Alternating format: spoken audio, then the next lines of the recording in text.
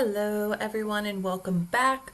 We're going to be doing some practice for our 2.9 lesson that was about graphing these inequalities and looking at what those solution sets mean. So if we look at the summary, the solution set of an inequality is all of the values that make the inequality true. So with an equation, we have one value that makes the equation true. But with an inequality, we have this whole range of numbers that can be plugged in to make that inequality true. So to figure out what that point is, we solve it for the variable, and then we use our knowledge about what that inequality means and then in which direction those solutions are going to be. So for an example of determining and representing the solution set for 2x minus 4 is greater than or equal to 8. So the first thing that they did was they took that inequality and turned it into an equation. 2x minus 4 equals 8. Added 4 to both sides to get 2x equals 12. Divided both sides 2 to get x equals 6. So this is our boundary point. So that is where our circle is going to be. Since it is greater than or equal to, we have that filled in circle on 6. So anything bigger than or equal to 6 is going to give us a solution. So for example, if we plug in 0 for x, we would get 2 times 0 minus 4 is greater than or equal to 8. 2 times 0 is 0 minus 4. And 0 minus 4 is negative 4, which is not greater than or equal to 8. So that's a false statement. So when a boundary point is not included in the solution set, it's represented with an open circle. Like if we have this one here, this is the number line where any variable x, when we plug it in, is going to be less than 0.5. So we have that open circle on 0.5. So let's look at some practice problems that go over these skills. Here's our first one. We have 2x is less than negative 4. Now, to figure out where the point is going to lie, we're going to divide both sides by 2 to get x alone. Negative 4 divided by 2 is negative 2. So we need a point that's on negative 2. So we know it's not either of those two options. Now our symbol is less than. So since it's less than, we're shading to the left. So this inequality is going to be our answer. So go ahead and select that inequality. And then when you're all set, push ahead to the next slide. Problem 2 says click and drag to create a graph of the solutions for 2x less than or equal to 10. So we want x to be alone. So 2 times x, we do the opposite, which is division, divide both sides by 2, and we get x is less than or equal to 5. So we're going to drag our dot over to 5. Since it has or equal to, we leave it closed, and then it's less than or equal to, so we shade to the left. So there's our graph for 2x is less than or equal to 10. So any of these values on the number line, if we plugged them into this inequality, we would get a true statement. For example, if we plugged in negative 5, 2 times negative 5 should be less than or equal to 10. 2 times negative 5 is negative 10, which is smaller than 10. So it works. It's true because it's in the solution set. I'm going to clear the screen and push to the next slide. Leo is trying to solve negative 15 plus x is less than negative 14. He knows the boundary points at x equals positive 1. How can he determine whether the solutions are less than 1 or greater than 1? So to determine that, we can solve it with our inequality symbol here. We could also plug in points. So if we know that the value is at 1, let's pick a value greater than 1, like x equals 4. When we plug in 4 for x, we have negative 15 plus 4 is less than negative 14. So all I did was plugged in 4 for x. Negative 15 plus 4 is negative 11.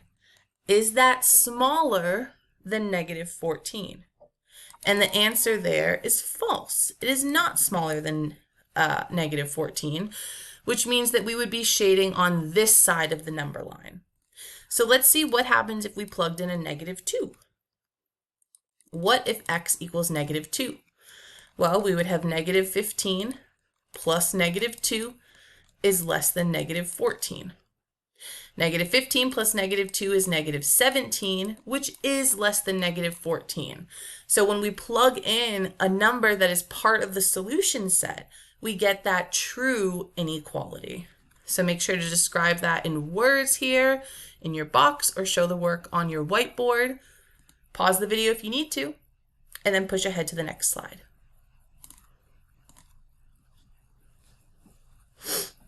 Diego says that x equals 5 is a solution to -3x is greater than 9. Because when you divide both sides by -3, you get x is greater than -3. Is that correct? So the first step is correct. We are going to divide both sides by -3 to get x alone, and then we get x. But we divided by a negative. And whenever we divide or multiply by a negative number, we have to flip that sign. So it's actually going to be x is less than -3. So he is not correct, and we can show that work on the whiteboard or explain your thinking why that did not work. And then when you're all set, push ahead to the next slide. The next slide says click and drag to create a graph of the solutions for the inequality 5x plus 7 is greater than 22. To get x alone, we're going to subtract 7 on both sides first. 7 minus 7 cancels, and we have 5x is greater than 15. 22 minus 7 is 15. Then we're going to divide both sides by 5, and we end up with x is greater than 3. So we're going to drag our point over to 3, and it's greater than 3, not greater than or equal to. So we have to open that circle, and then we're going to click to the right. And to solve the inequality, we got x is greater than 3. Beautiful. Whenever you're all set, push to the next slide. What are the solutions to -2 parentheses 2 plus c, close the parentheses, plus 4 is less than 6. So first thing we're going to do is distribute that -2. -2 times 2 is -4. -2 times c gets us a -2c, plus 4 is less than 6. Now we can combine some like terms here. We have a -4 plus 4 are on the same side, so we can combine them. -4 plus 4 is just 0, so they actually cancel each other out. And then we have -2c is less than 6. We're going to divide both sides by -2. And we get c, we divided by a negative, so we got to flip that sign, is greater than -3. Beautiful. When you're all set here, I want you to push ahead to our next slide, slide 8. Okay, so for this slide, we're going to be creating an inequality in graph using the numbers that we have here, 0 to 9 once. So, let's think about maybe 3x plus 8 is greater than 4x, and we'll solve it. I'm going to solve this by subtracting that 4x, getting our x's together. 3x minus 4x is a -x, plus 8 is greater than 0. And then I'm going to subtract 8 on both sides to get -x is greater than -8. And then when I divide both sides by that -1, I'm going to have to flip the sign to get x is less than 8. Ooh, that one does not work because we already used the number 8. So let's try, instead of 4x, I'm going to back it up and try 5x.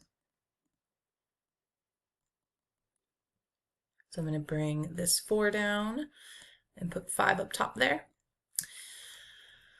So same idea of subtracting 8 on both sides, and we get 3x is greater than 5x minus 8.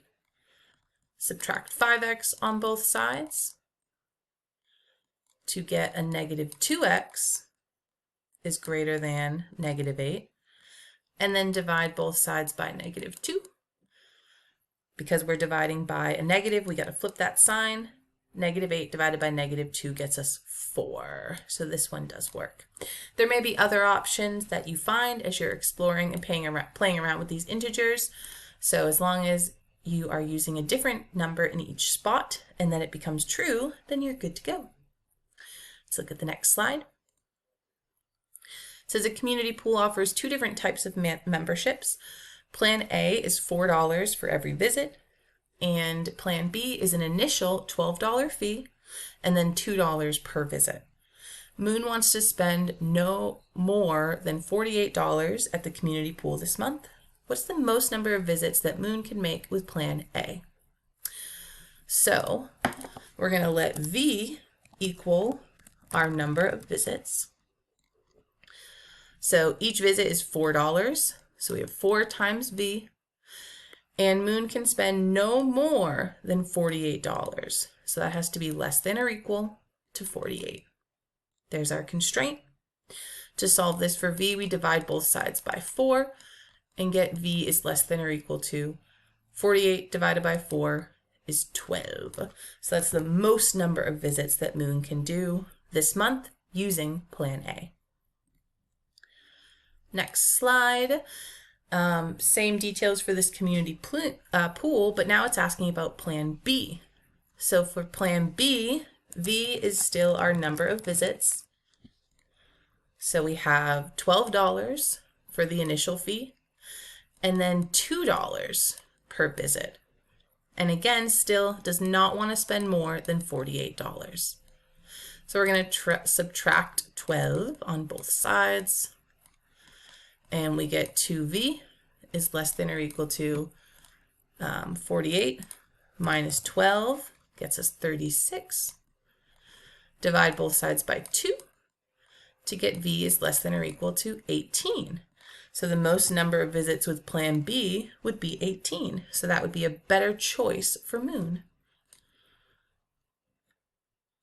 Last slide. A community pool offers these 2 memberships. After how many visits will the cost be the same? So still V is our number of visits. For Plan A, that cost is 4 times V. And we want to know when that equals our 12 for the initial fee plus 2 times V.